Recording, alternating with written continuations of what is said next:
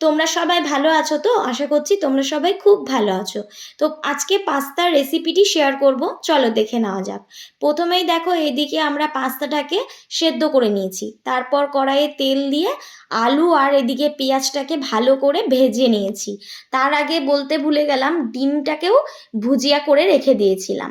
তারপর এদিকে ভালো করে তোমার এগুলোকে ভেজে নিতে হবে, পেঁয়াজ আলু আর এদিকে একটু লঙ্কা দিয়েছি, আমরা একটু ঝাল ঝাল খেতে ভালোবাসি তাই। তারপর এটা ভেজে নেওয়ার পর পাস্তাটি অ্যাড করে দিলাম, পাস্তাটা অ্যাড করে দিয়েছি, দেখো কি সুন্দর লাগছে।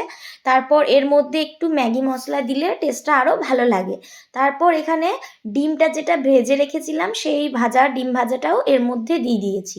এই দেখো আমার ভাইয়ের কিন্তু খুব খিদে পেয়েছে, ও বাটি নিয়ে চলে এসছে, আমাকে দাও আমাকে দাও করছে।